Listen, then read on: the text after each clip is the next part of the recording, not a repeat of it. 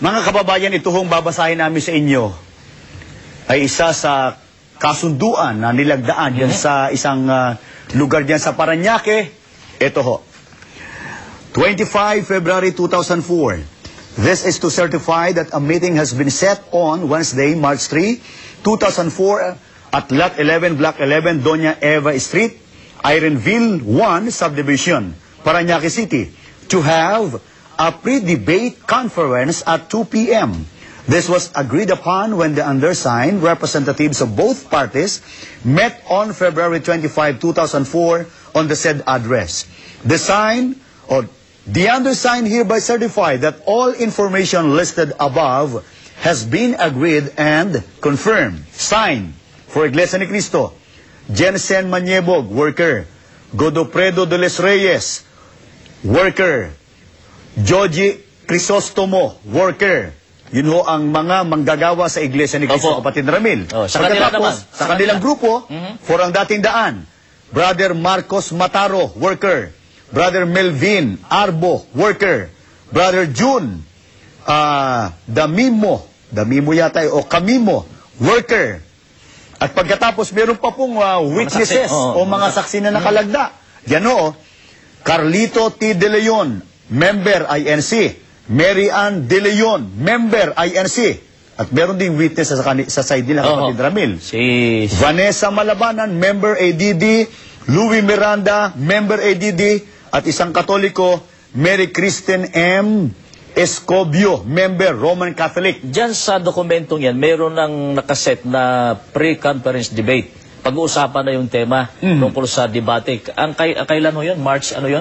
Gagawin sana, kapatid Ramil, ng March 3.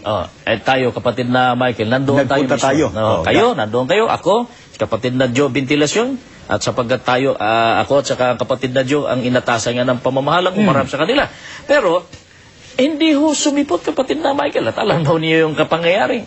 At nakausap nga natin yung mismong manggagawa dyan sa may isang lokal nila rin sa Quiapo na ang sinasabi, kapatid na Ramil, kung talagang gusto rin nating matuloy, tumawag tayo doon sa kanilang programa. Ang bihira, nakalagda na sila dyan.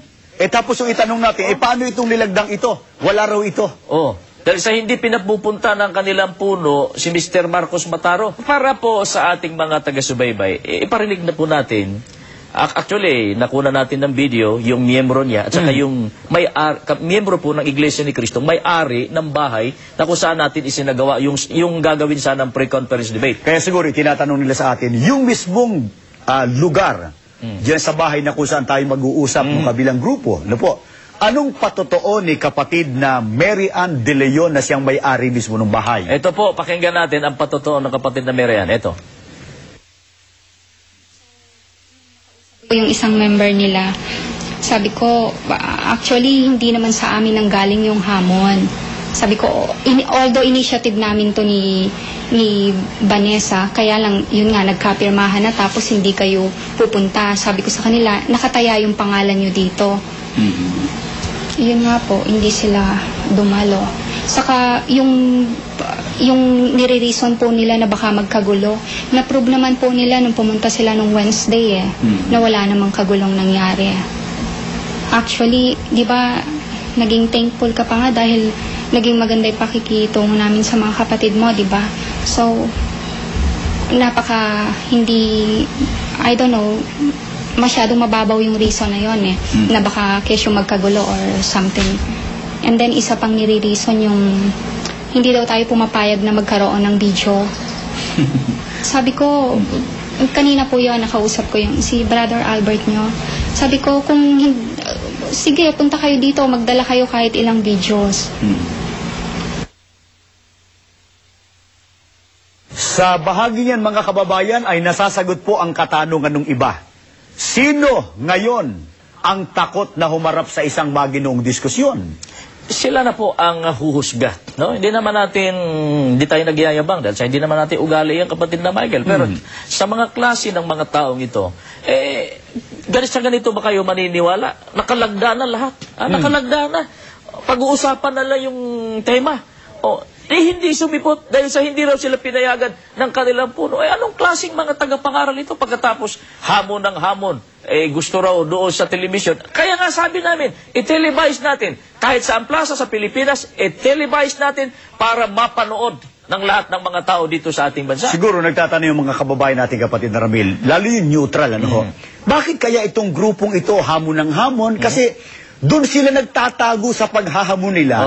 Para patunayang di umano mga mahuhusay at mga matatapang na lalaki at di umano'y kaya nilang ipagtanggol ang kanilang pananampalataya. Yan pakiramdam lang naman nila, kapatid na Michael, na sila'y matatapang. Pero sa aktual, sa totoong pangyayari, takot na takot yan. Sapagkat kung hindi sila natatakot, bakit hindi nila tinupad yung kasunduan niya na meron pa silang mga lagda?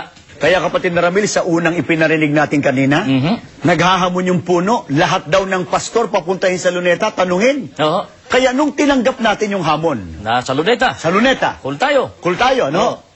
Anong pahayag ni Mr. Contradiction, mga kababayan? Katunayan po na ito puro hamon lang. Kumbaga sa aso, kumakahol, pero bahagang buntot, hindi talaga lalaban. Ito po ang kanilang sinasabi.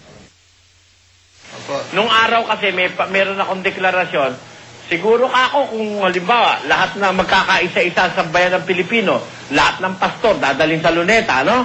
Tapos mag-uusap tungkol sa pananampalataya, bawat mapatunayang mali, pupugutan ng ulo, pati ako papabugot ako ng ulo pag napatunayan ako mali, ano? Lahat ng iglesia ron ang sinasabi ko, lahat ng ministro pupunta sa Luneta.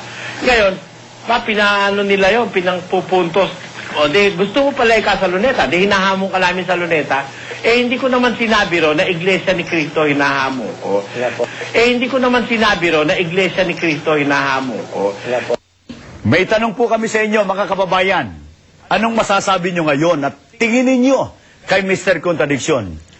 Isa ho ba siyang matinong mangangaral? Naghahamon nang tanggapin yung hamon? Hindi ko naman anya sinasabi ron na Iglesia ni Cristo hinahamon ko. Pero binanggit niya lahat. Ba? Yung sinabi niyang lahat, dapat kasama na tayo sapagkat may mga pastor at mga ministro sa loob ng Iglesia ni Cristo. Pero bakit niya sinisegregate tayo? Dahil sa takot sa Iglesia ni Cristo.